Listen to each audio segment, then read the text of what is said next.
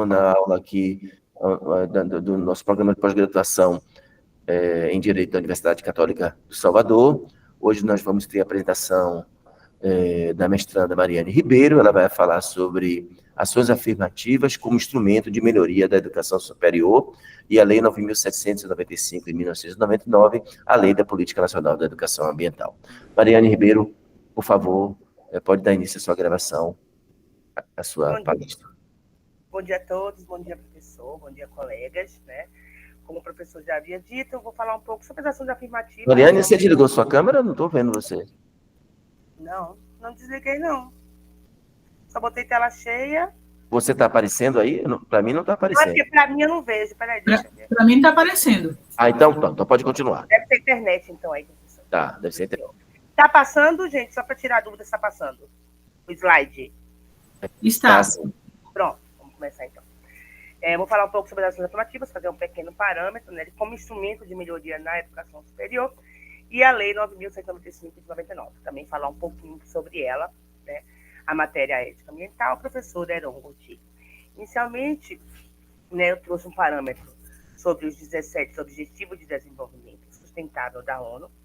Eles foram estabelecidos pela ONU em 2012, né, para ajudar o mundo a se concentrar em abordar novos problemas sociais mais desafiadores. Pesquisas relacionadas às ODS estão sendo cada vez mais usadas como indicador de pesquisas com potencial para gerar impactos sociais. O tamanho desses retângulos que você pode observar acima, né, eles nos mostram, esse mapa de árvore, ele é proporcional ao número de artigos brasileiros publicados, né, por temas de 2019 a 2023. Então, assim como na maioria dos países, a ODS preponderante que se fala, que se pesquisa hoje, é saúde e bem-estar. Eu vou tratar um pouco sobre a 4, né? E vocês verificam que não tem muito sobre isso. Ainda se pesquisa pouco, ainda se está se falando um pouco no Brasil sobre educação de qualidade, né? Aqui você pode verificar porcentagens de artigos e resenhas em cada ODS para o Brasil, em comparação aos países do BRICS, que são África do Sul, né, nós também, Rússia, Índia, China, Egito, Etiópia, Arábia Saudita, Emirados Árabes Unidos e o Irã. Essa pesquisa ela foi feita de 2019 a 2023, publicada recentemente pela CAPES. Né, a fonte é uma pesquisa que eles fizeram sobre o panorama das mudanças na pesquisa no Brasil. É muito interessante, nós ainda temos uma porcentagem alta, né, em comparação aos países do BRICS, sobre o 4, que no caso é o que eu vou tratar. Bem, eu vou tratar sobre a ODS 4, que é assegurar a educação inclusiva e equitativa e de qualidade, e promover oportunidades de aprendizagem ao longo da vida para todos. Cada ODS ela tem suas metas, né? A meta que eu achei para o meu tema, que mais se qualificasse, era a meta 4.3. Para as Nações Unidas, essa meta ela foi estabelecida que até 2030 deve-se se assegurar a qualidade de acesso para todos os homens e mulheres à educação técnica profissional superior de qualidade a preços acessíveis, incluindo a universidade. Bem, para o Brasil, se foi feita uma adaptação. Para até 2030, deve-se assegurar a equidade, gênero, raça, renda, território e outros, de acesso e permanência. É muito importante que precise acesso e permanência à educação profissional e à educação superior de qualidade de forma gratuita ou a preços acessíveis. A gente vai verificar, porque quando eu falar um pouco, eu vou seguir um pouco agora falando sobre ações afirmativas, né? E as ações afirmativas, no que diz respeito à educação, ela não é apenas de colocar o aluno para dentro, de dar acesso ao indivíduo, ela também de permanecer.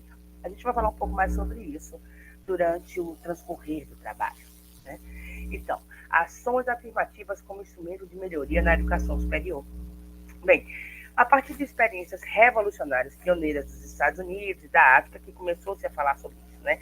Se edificou o conceito de igualdade perante a lei, que é uma construção jurídico-formal, segundo a qual a lei genérica e abstrata deve ser igual para todos, sem qualquer distinção ou privilégio. Logicamente, isso não poderia se sustentar, né? Porque a experiência, os estudos, né, de política comparada, contudo, tem demonstrado e sempre demonstrarão que essa ideia, essa cartilha liberal antocientista de igualdade jurídica, ela não passa de uma mera ficção, como diria Guilherme Machado de Assis.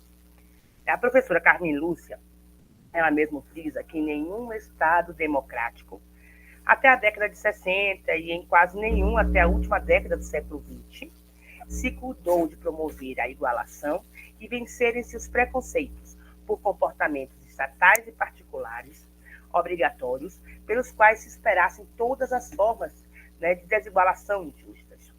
Os negros, os pobres, os marginalizados pela raça, sexo, opção religiosa, condições econômicas, deficiência física, etc.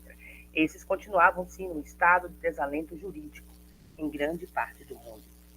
As ações afirmativas se definem como políticas públicas e privadas voltadas à concretização do princípio constitucional da igualdade material e à neutralização dos efeitos dessa discriminação, seja ela de raça, gênero, idade, origem, né, e compleição física, como mesmo diz a nossa meta 4.3 da ODS.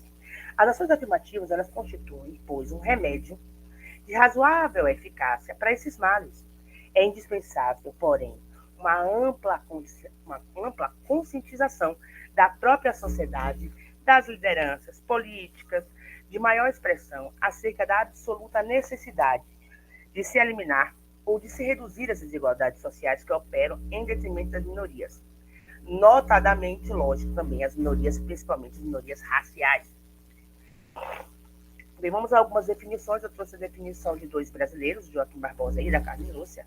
Bem, para Joaquim Barbosa, as ações afirmativas elas podem ser definidas como um conjunto de políticas públicas e privadas de caráter compulsório, facultativo ou voluntário, concebidas com vistas ao combate à discriminação racial, de gênero, por deficiência física, origem nacional, bem como para corrigir ou mitigar os efeitos presentes da discriminação, praticadas no passado, que a gente já conhece, tendo por objetivo a concretização do ideal de efetiva igualdade de acesso a bens fundamentais, como educação e emprego. Bem, para Carmen Lúcia, a ação afirmativa ela é uma forma jurídica de se superar o isolamento ou a diminuição social a que se achem sujeitas as minorias. Bem, objetivos. Vamos falar um pouco sobre os objetivos, né, das ações afirmativas. Além do ideal de concretização dessa igualdade de oportunidades, figuraria entre os objetivos almejados com as políticas afirmativas o de induzir transformações de ordem cultural, pedagógica, psicológica, né, para subtrair do imaginário coletivo a ideia de supremacia e de subordinação que as pessoas têm de uma raça em relação a outra, de homem em relação à mulher. Né. As ações afirmativas atuariam como um mecanismo de incentivo à educação, né, e ao aprimoramento de jovens integrantes de grupos minoritários que invariavelmente assistem ao bloqueio de seu potencial de inventividade, de criação, de motivação e ao crescimento individual, vítimas das sutilezas de um sistema jurídico, político, econômico e social, concebido para mantê-los em situação de excluídos. Falar de ações afirmativas, eu vou falar um pouco mais, no meu caso, sobre a parte da educação. Né? Então, as ações afirmativas, existem ações afirmativas, né, para ingresso, primeiro para ingresso, porque é importante que a gente fale, assim como a nossa meta, que não é apenas o ingresso do aluno, nós temos o ingresso e a permanência. Né? A gente sabe que a permanência, a evasão, ela ainda é muito, muito alta no Brasil, né? No superior. Então, essa permanência é muito importante que também se verifique, né? Porque são 5 anos, né? Porque com o SISU-Enem, o deslocamento do aluno ficou um pouco mais simples, para que ele possa sair do seu estado para outro, e essa manutenção nesse outro estado, financeiramente, psicologicamente, ela é muito difícil. Então, vamos lá. Então, para ingresso nas universidades federais, há muitos que são conhecidas como a lei de cotas, né? As bolsas de estudo, programas governamentais, aumentaram o número de vagas, que aumentou-se muito, mais que se dobrou nas últimas 2 décadas, e o estima a contratação de indivíduos de grupos sociais discriminados. Então, assim, foi-se feita uma pesquisa em 2023, né?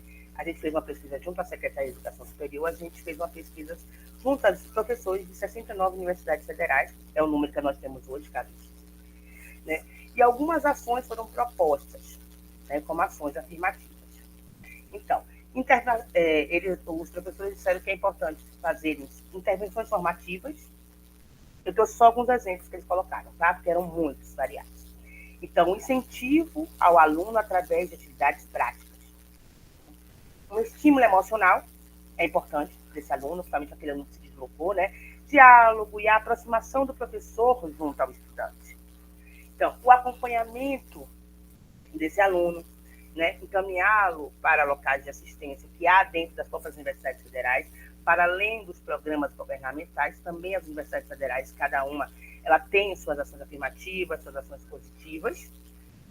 A maioria delas, a gente fez, inclusive, foi feito, inclusive, a Diretoria de Desenvolvimento da Rede de IFES, que são das universidades federais, fez recentemente um congresso, um seminário sobre isso, para a gente conhecer mais, né? Há projetos muito interessantes nas universidades federais. É importante que se façam inovações pedagógicas. Nós temos universidades federais que são de 1920, como a Universidade Federal do Rio de Janeiro, que foi a primeira a se transformar em universidade federal, né? A ser vista como universidade federal. Então, há projetos de cursos que são muito antiquados.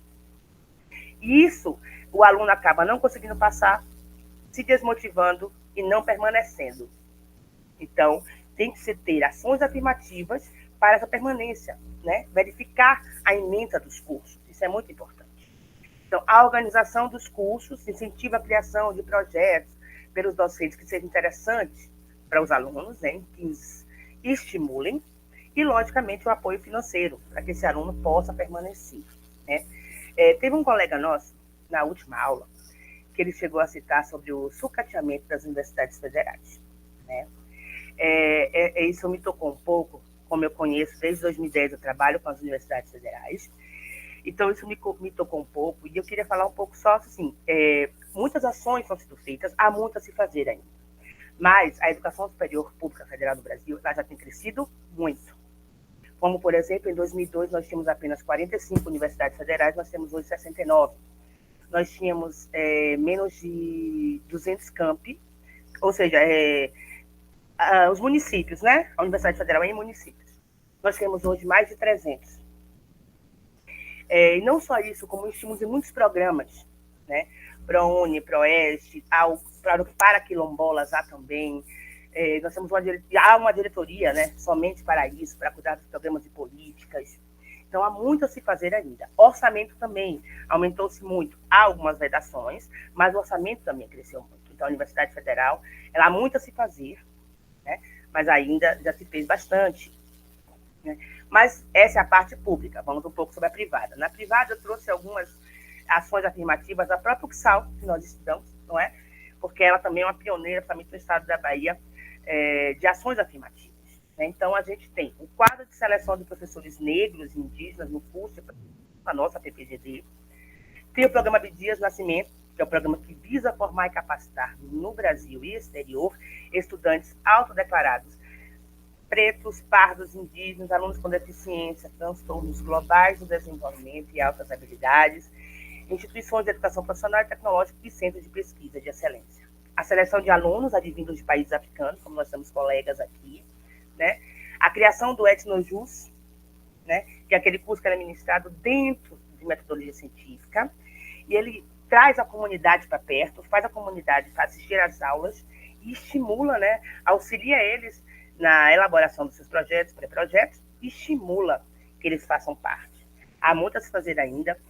Quanto às ações afirmativas, eu trouxe somente um breve parâmetro, uma coisa mais histórica, né? Há muito a se fazer ainda. Meu trabalho eu vou tratar um pouco mais sobre lei de cotas, né? Mais para frente. Mas há que se falar, lógico, como nós estamos falando em educação, a gente tem que falar, né, da educação, do Política Nacional de Educação Ambiental, que é o quê? A Lei 9.795, de 99. Bem, a Lei de Política Nacional de Educação Ambiental, ela está dividida em 4 capítulos, 22 artigos. A mais importante, ela foi e é uma das mais importantes, né, na educação ambiental, no instrumento nacional. Bem, o conceito de educação ambiental, ele está no seu primeiro artigo, que entende sobre a educação ambiental os processos por meio dos quais o indivíduo e a coletividade constroem valores sociais, conhecimentos, habilidades, atitudes e competências voltadas para a conservação do meio ambiente, bem de uso comum do povo, é essencial à sadia qualidade de vida e sua sustentabilidade. Os artigos falam da importância da articulação de todos os níveis educacionais, junto à educação ambiental, da preparação do profissional, que deve se ter em todos os setores educacionais. Mas muito importante, que a preservação do meio ambiente é um tema que está mais presente em todo o segmento da sociedade. A gente sabe disso, no nosso dia a dia, em tudo.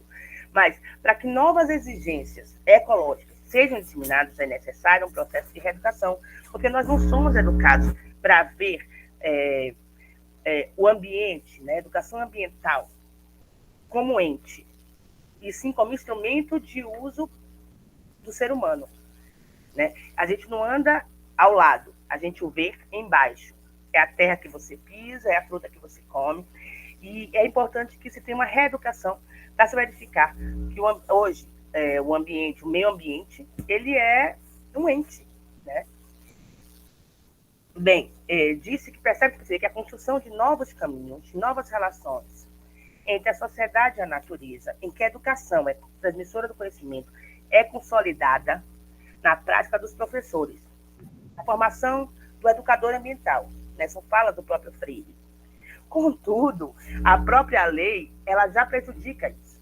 Porque a lei, em seu artigo 10, ela já diz: a educação ambiental será desenvolvida como uma prática educativa, integrada, continuada e permanente em todos os níveis de modalidade do ensino formal. Contudo, no seu parágrafo 1º, ele já diz: a educação ambiental não deve ser implantada como disciplina específica no currículo de ensino.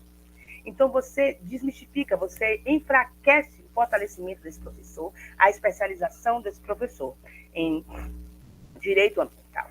Ora, se no corpo legal deve se prezar pela concepção da forma ideal, já inicia de forma inadequada, quando define-se uma rígida separação entre as duas vertentes do ensino ambiental.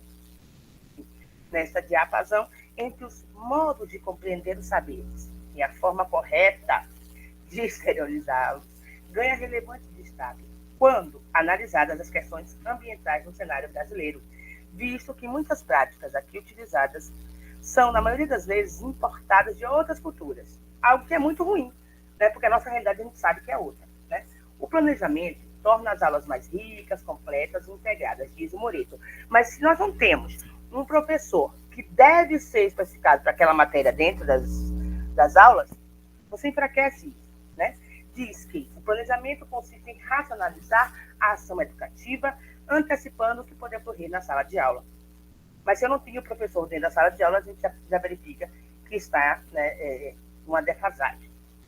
Percebe-se que os desafios são de grandiosa extensão e a educação de qualidade, juntamente com a visão ambiental, são propostas para a intensa exploração e para a superação dos desafios. Bem, eu trouxe aqui apenas um pequeno parâmetro, né, um pouco sobre as ações afirmativas, educação de qualidade, e um pouco sobre a lei de políticas ambientais. Há muitos desafios, apesar dela ser uma lei de 99, né?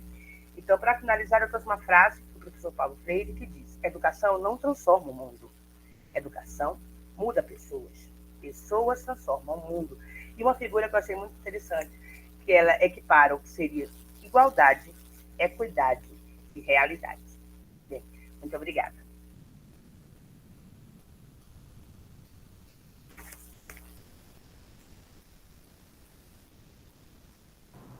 Parabéns, Mariane, pela sua brilhante apresentação, e vamos dar início ao debate.